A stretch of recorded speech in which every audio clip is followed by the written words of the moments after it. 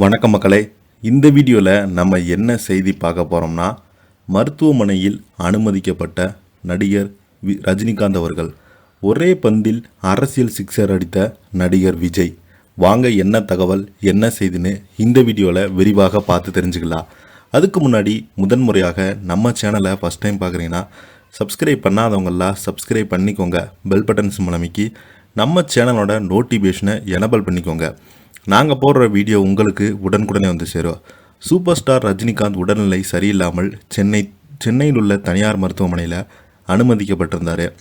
இந்த தகவல் அவரது குடும்பத்தினர், நண்பர்கள், திரைத்துறையினர் மற்றும் ரசிகர்களுக்கு பெரும் அதிர்ச்சியை கொடுத்தாலும், மருத்துவமனை நிர்வாகம் அளித்துள்ள அறிக்கையில் சூப்பர் ஸ்டார் ரஜினிகாந்த் நலமுடன் உள்ளார் என தெளிவாக குறிப்பிட்டது அனைவருக்குமே மகிழ்ச்சியை கொடுத்துள்ளது. பலருமே சூப்பர் ஸ்டார் விரைவில் குணமடைய வேண்டும் என தெரிவித்து வராங்க. இப்படியான நிலையில் சூப்பர் ஸ்டார் ரஜினிகாந்த் விரைவில் குணமடைய நடிகரும் தமிழக வெற்றி கழகத்தின் தலைவருமான விஜய் அவர்கள் வாழ்த்தியது பலரது கவனத்தை ஈர்த்துள்ளது.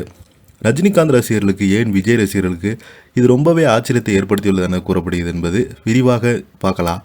தமிழ் சினிமாவில் ஒரு குறிப்பிட்ட காலம் வரையில்தான் படத்தின் வெற்றி என்பது திரையரங்களில் ஒரு படம் எத்தனை நாட்கள் ஓடுகிறது என்பதை பொறுத்துதான் தீர்மானிக்கப்பட்டு வந்தது. ஆனால் கடந்த சில ஆண்டுகளாகவே படத்தின் வெற்றி என்பது வசூலை மையமாக கொண்டு தீர்மானிக்கப்பட்டு வருகிறது. இதனால் தமிழ் சினிமாவில் யார் வசூல் மன்னன், யார் டாப் ஹீரோ என்று பேச்சுக்கள் எழுந்தது. இதனால் சூப்பர் ஸ்டார் ரஜினிகாந்துக்கும் தளபதிக்கும் விஜய் இடையே கடும் போட்டி ஏற்பட்டது. சூப்பர் ஸ்டார் ஒரு படத்தை ரிலீஸ் செய்வது வெற்றி கொடுத்து விட்டால் அதைவிட அதிக வசூலை குவிக்க விஜய் தனது படத்தை ரிலீஸ் செய்வார் என்றும், விஜய் ஒரு ஹிட் கொடுத்து விட்டால் சூப்பர் ஸ்டார் தானும் ஒரே ஹிட் கொடுக்க திட்டமிட்டுவார் என்று பேச்சுக்கள் சினிமாவில் உலகில் தொடர்ந்து உலா வந்து கொண்டே இருக்கிறது. இப்படத்தின் வசூலை கொண்டு வெற்றியை தீர்மானிக்கப்படும்.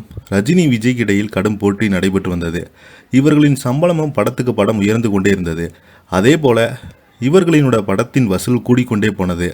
அதிக வசூலை குவிப்பது விஜய் படங்கள். அப்படி இருக்கும் விஜய் தான் தமிழ் சினிமாவில் சூப்பர் ஸ்டார் என பேச்சு முதல் விஜய் ரசிகர் தரப்பிலிருந்து தொடங்க சமூக வலைதளங்களில் ரஜினி ரசிகருக்கும் விஜய் ரசிகர்களுக்கும் பெரு வாக்குவாதங்களை பலமுறை நடைபெற்றது. ஜெயிலர் படத்தின் இசை வெளியீட்டு விழாவில் ரஜினிகாந்த் சொன்ன காக்கா கழுகு குட்டி கதை விஜய் குறிவைக்கும் சொல்லப்பட்டது என சொல்லப்பட்டது.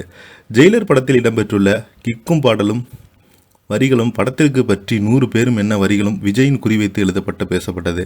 பதிலடியாக இசை வெளியீட்டு விழாவில் விஜய் ஒரு குட்டி கதையை கூறும்போது காக்கா கழுகென கூறிவிட்டு மைக்கை விட்டு நகர்ந்து சென்று சிரித்தார்.